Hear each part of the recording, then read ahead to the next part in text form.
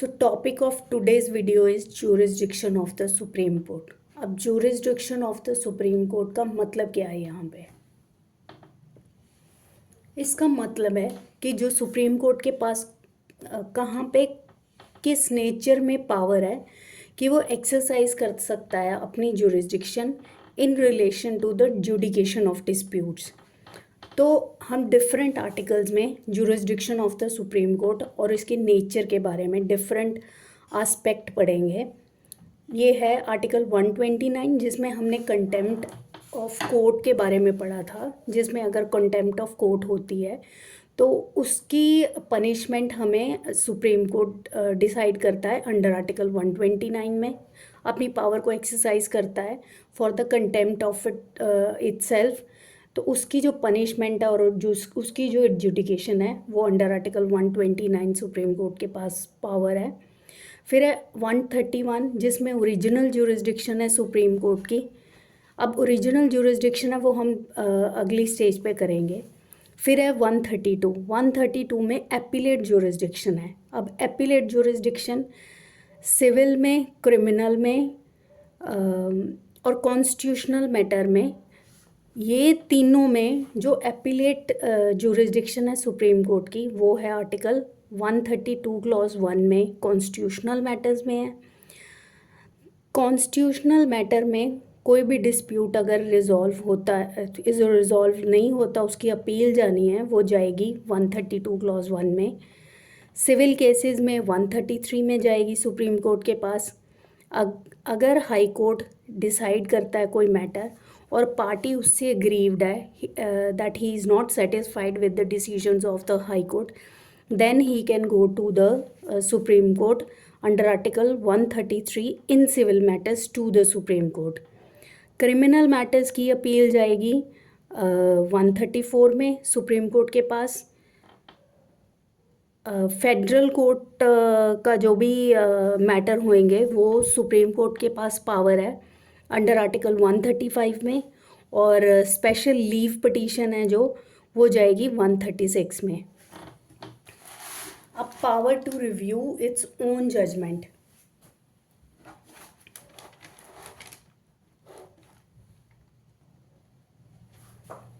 तो यहाँ पे जो सुप्रीम कोर्ट है उसके पास पावर है कि वो अपनी ही जजमेंट का रिव्यू कर सकता है। फिर है ancillary power of the supreme court है अंडर आर्टिकल 140 और फिर एडवाइजरी पावर है अंडर आर्टिकल 143।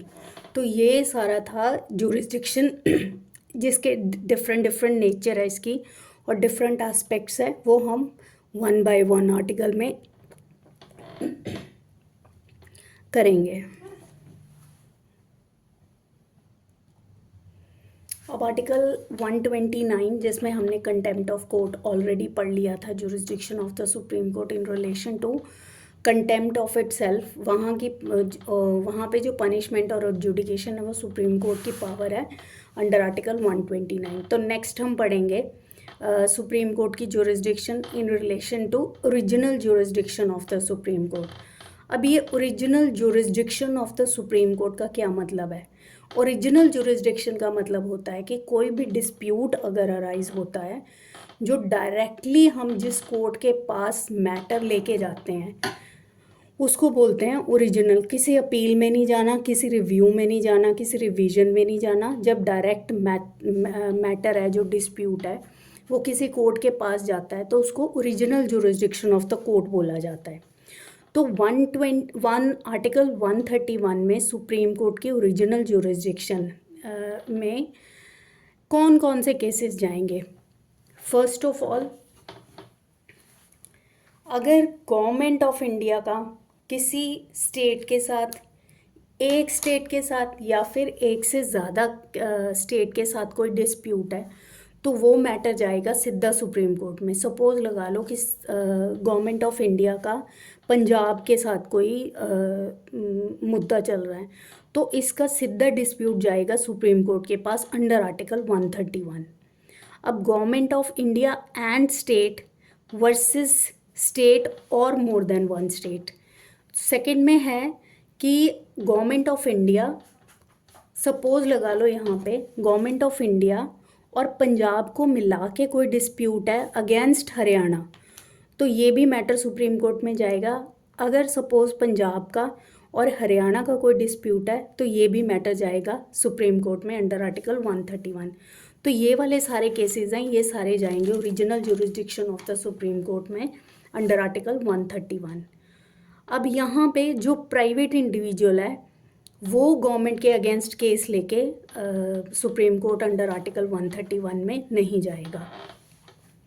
अब यहाँ पे जो डिस्प्यूट होएगा वो कौन कौन से डिस्प्यूट हो सकते हैं, क्या question of law and fact on which existence of legal right depend. कोई ऐसा फैक्ट और लॉ जिसके बेसिस के ऊपर किसी इंडिविजुअल का लीगल राइट डिपेंड करता है। अब पॉलिटिकल मैटर्स हैं जो वो इस आर्टिकल 131 की जुरिस्डिक्शन में नहीं जाएंगे। कोई भी पॉलिटिकल डिस्प्यूट है किसी पार्टीज़ का, वो सारे एडजुडिकेशन आर्टिकल 131 में नहीं होंगे। लीगल राइट का क्या मतलब है? Means right recognised by law and capable of being enforced by power of state but not by court of law। अब आर्टिकल 131 की एक्सेप्शन क्या है? यहाँ पे दो एक्सेप्शन है, एक तो proviso to article 131 and 262 clause 2।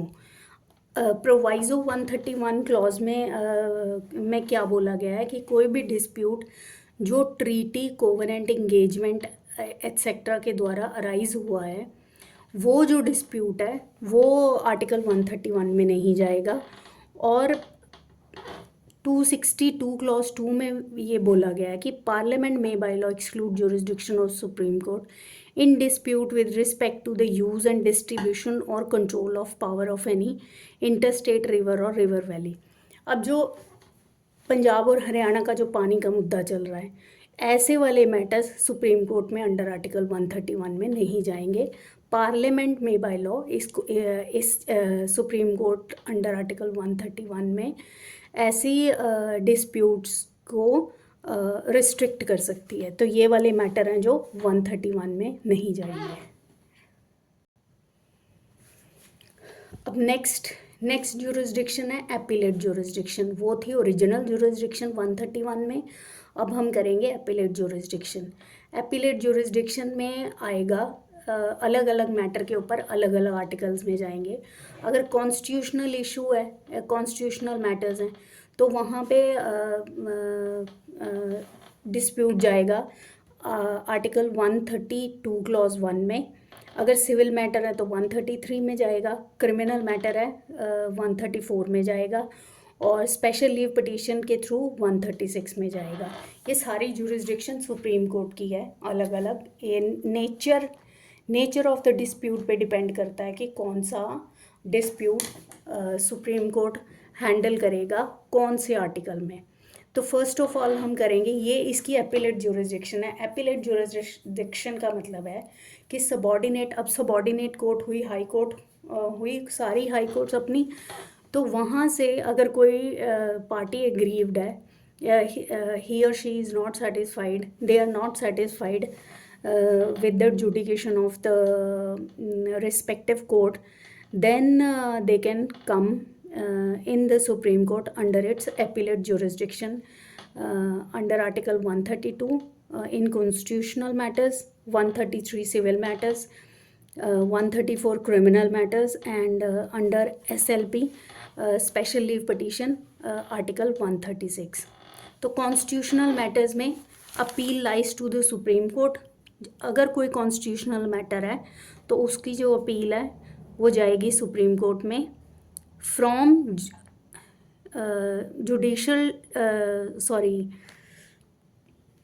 From any judicial decision, decree, final order of the high court, whether civil, criminal, other proceeding. अगर हाई कोर्ट सर्टिफाई करती है अंडर आर्टिकल 134 क्लॉज 134 ए में, अगर हाई कोर्ट सर्टिफिकेट इशू करती है, then only the party can go to the supreme court for its constitutional matter in appeal to the Supreme Court. अब 134 article 134A में high court certify करेगी, तभी ये matter जो है अपील में सुप्रीम कोर्ट के पास जाएगा. If it involves a substantial question of law as to the interpretation of the constitution, if such a certificate is given, any party can go to appeal in the Supreme Court on ground that such question has been wrongly decided. तो grounds क्या होंगे जिसके ऊपर high court है जो under article 134A certificate issue करेगा. पहले तो जो मैटर है वो सब्सटेंशियल क्वेश्चन ऑफ लॉ होना चाहिए जिसमें interpretation of the constitution required हो, और अगर ये जो सर्टिफिकेट है वो हाई कोर्ट ने दिया है तो कोई भी पार्टी सुप्रीम कोर्ट में जा सकती है इन अपील. और ग्राउंड क्या होएगा, that such question has been wrongly decided. तो इस चीज़ को करेक्टली डिसाइड करवाने के लिए सुप्रीम कोर्ट के पास जाएगी पार्टी अगर high court under article 134A certificate issue करती है. तो ये था कॉन्स्टिट्यूशनल मैटर का. सिविल, क्रिमिनल, फेडरल कोर्ट और SLP हम नेक्स्ट वीडियो में करेंगे. Thank you.